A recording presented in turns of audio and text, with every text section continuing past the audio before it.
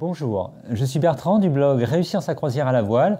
Aujourd'hui, nous nous retrouvons pour une nouvelle vidéo matelotage où nous allons voir comment réaliser une surlure. Donc une surlure, c'est simplement ce petit matelotage en extrémité de cordage pour faciliter le passage des cordages dans les bloqueurs, pour éviter que les bouts ne s'effilochent ou également, à travers les couleurs, faire un repérage par exemple. Donc à tout de suite pour la présentation de cette surlure en détail.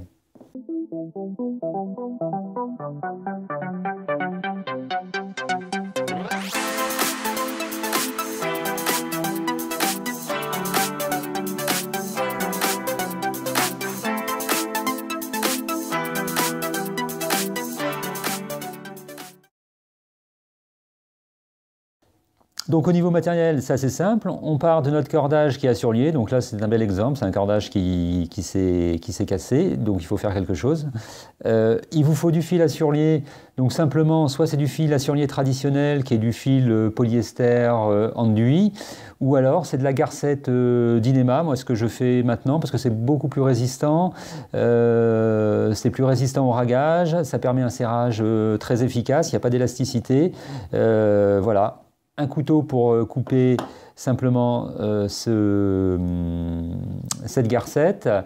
Et là, j'ai simplement deux aiguilles à épicer. C'est simplement pour tendre, comme vous le verrez tout à l'heure, serrer notre surlure. Ça peut être un tournevis, ça peut être un manche. C'est simplement pour ne pas se couper les doigts, pour tirer efficacement la petite garcette. Et j'ai également un couteau à couper les cordages chauffants, mais ça peut être un briquet pour après couper proprement le cordage à son extrémité, ou pas. Il faut savoir que pour la solidité d'une surlure, ce qui fait la solidité d'une surlure, c'est son serrage. Donc en fait, plus on va pouvoir serrer la surlure, plus elle va pouvoir tenir dans le temps.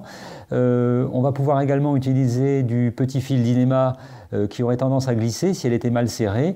Donc voilà, donc nous allons nous intéresser à la surlure par le nœud de capucin, qui n'est pas la surlure traditionnelle qu'on fait habituellement, qui n'est pas du tout difficile à réaliser, mais qui permet vraiment cette capacité de serrage et donc va vous faire une surlure très solide.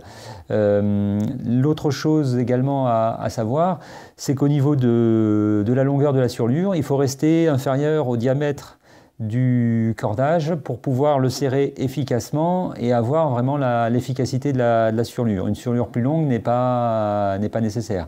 Elle n'est pas forcément rédhibitoire, mais elle n'est pas nécessaire. Donc nous allons voir comment effectuer cette surlure par le nœud de capucin.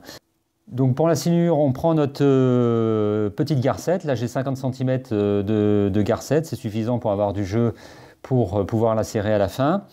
Je viens faire simplement donc un demi-nœud classique. Voilà, là je fais mon demi-nœud, je vous le serre. On fait ressortir la ganse et en fait le jeu va consister à repasser donc le courant de la garcette dans la ganse. Donc là on voit qu'on a un premier passage, on va la passer donc plusieurs fois successivement. On va faire 6 passages, hein. Généralement 6 passages c'est suffisant pour avoir un bon serrage, plus ça n'apporte pas forcément quelque chose. Donc voilà, donc 3e passage. On serre légèrement pour s'y retrouver. 3e passage, 4e passage. 5e passage. Et un dernier passage pour avoir ma longueur de surlure. Voilà. Donc on va serrer légèrement tout ça pour que ça prenne sa forme. Donc on voit que notre surlure est là, avec une ganse anarchique là qui est croisée et qui vient donc croiser tous nos tours. Donc le jeu va consister à remettre cette ganse sous les autres en la faisant passer dessous. Là on la prend, alors c'est plus simple avec soit un petit épissoir, un petit tournevis. Bon là j'ai du cordage, la garcette relativement grosse, donc au petit doigt j'y arrive. On vient donc la serrer et la ramener par dessous. Alors en serrant ça permet de voir où on en est. Donc là j'ai mon premier passage. Mon deuxième passage, hein, on la serre en la mettant, en la collant à la précédente pour s'y retrouver. mon troisième passage, mon quatrième passage, cinquième passage, et voilà. Et donc là, j'ai mon sixième passage. Donc là, on voit que la surlure, elle est belle, les tours sont jointifs, il n'y a plus qu'à la serrer. Donc là, on va la mettre, avant de serrer davantage, on va la mettre là, à l'extrémité du cordage. Ça ne sert à rien de perdre de la longueur de cordage. Donc voilà, je m'arrête là parce qu'après, c'est anarchique. Et maintenant, on n'a plus qu'à serrer. Donc pour serrer, c'est là qu'on utilise un outil quelconque, un manche, un tournevis, là une aiguille à épicer, pour tirer sur notre garcette. Donc là, simplement, je fais une petite boucle et je viens remettre une ganse dedans. Voilà, et quand je serre, voilà, ça me permet d'avoir un serrage efficace à travers l'aiguille. Donc même chose de l'autre côté. Alors là, il manque un petit peu de longueur de cordage, enfin je suis un peu juste. C'est là qu'il faut faire attention de garder au départ un peu de longueur pour pouvoir serrer à l'arrivée. Voilà, donc maintenant je n'ai plus qu'à serrer.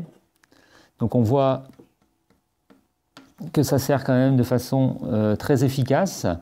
On voit que le diamètre du cordage diminue et on va dire avec la garcette on est à peu près au diamètre du cordage. Donc maintenant il n'y a plus qu'à couper à ras le cordage et notre garcette. Alors là j'ai le couteau chauffant. Donc voilà, je coupe à ras la petite garcette, en faisant attention de ne pas couper les spires. Et puis je viens couper donc le cordage. Ça peut être fait au couteau et chauffé au briquet.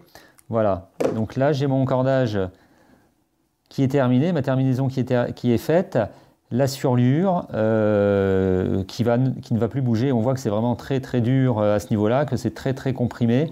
Et là, ça ne bougera plus pour longtemps. Donc voilà, la surlure par le nœud de capucin. Ce tuto est terminé. N'hésitez pas à me poser vos questions dans les commentaires. J'y répondrai bien volontiers. À bientôt pour une prochaine vidéo.